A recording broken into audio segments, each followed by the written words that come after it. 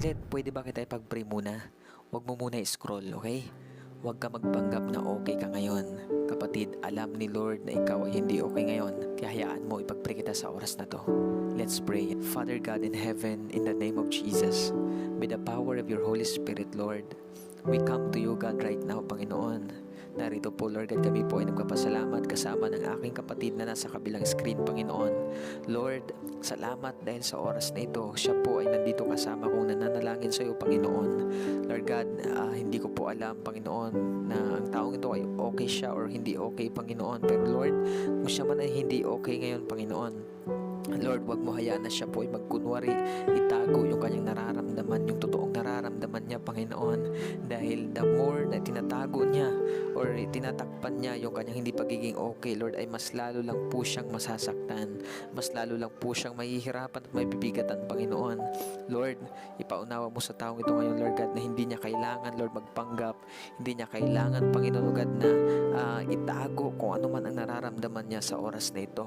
Lord God, Panginoon, ikaw po ang Diyos na nasa ang mangdako, Lord God, ikaw po ay Diyos na nakakakita ng lahat. Kaya Lord, ano man ang nararamdaman ng taong ito ngayon sa mga oras na to, dalangin ko po, Panginoong Jesus, Lord, bigyan mo po siya ng lakas, Panginoon. Alam ko na kailangan ng taong ito ng lakas, kailangan ng taong ito, Panginoon, ng tulong mo.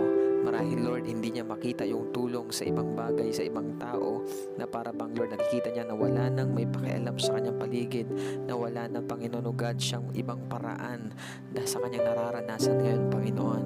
Kaya Lord, pinipili na lamang niya na itago, sarilinin ang lahat ng ito dahil ang akala niya, Panginoon, wala namang nakakaintindi sa kanyang sitwasyon, wala namang, Lord, nakakaranas din ng the same ng sitwasyon niya ngayon. But Lord, sabi sa salita mo, Panginoon, in 1 Corinthians chapter 10 verse 13, Lord God, na walang pagsubok na dumating sa amin na hindi nararanasan ng ibang tao.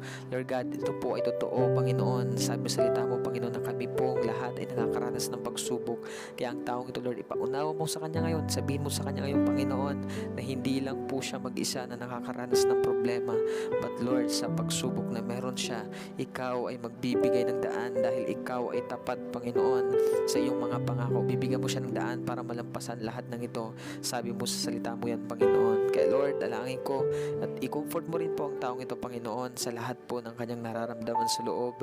At ikaw po, Lord God, yung yumakap sa kanya ng napakahigpit, Panginoon, dahil kailangan niya ng karamay, kailangan ng taong ito ng mahigpit na yakap, Panginoon, hindi man galing sa tao kundi galing sa iyo, Panginoon. Holy Spirit, I ask you to embrace this person in the mighty name of Jesus.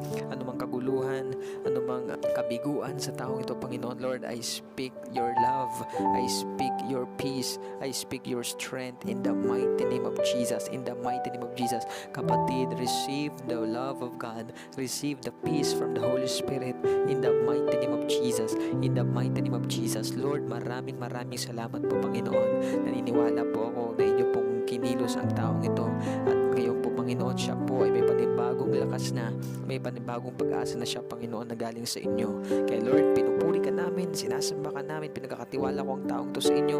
Hayaan mo na mas makilala ka pa niya habang siya po ay dumadaan sa anumang sitwasyon ng kanyang buhay. Salamat, Lord God. We praise you and we glorify your name. In Jesus' name, amen and amen. Kapatid, huwag mo sarilinin yung lahat ng nararamdaman mo. Tsaka kung hindi ka okay, sabihin mo sa Panginoon, Lord, hindi po ako okay. Ito po yung nararamdaman ko, Panginoon. Ito po yung nararanasan ko ngayon. Alam mo, pag nagpakatotoo ka sa Panginoon, tutulungan ka naman ni Lord. Pero the more na tinatago mo yan, the more na sinasarili mo yan, alam mo, walang mangyayari sa buhay mo. Hindi ka makakalaya dyan, hindi ka makakaalis dyan sa sitwasyon na meron ka. Kung meron kang pag-aaminan ng sitwasyon mo, una mong aminin sa Panginoon. Pangalawa na lang yung mga taong malapit sa iyo. At syempre, yung lalapitan mo, yung mga taong may pagkakilala din sa Panginoon, yung may pananampalataya sa Panginoon. Dahil ang advice na may bibigay sa iyo ay galing din sa Lord. So lang kapatid, kung gusto mo pa makapanood ng ganitong klaseng video, i-follow mo lang yung page na ito. Always remember that Jesus loves you. God bless.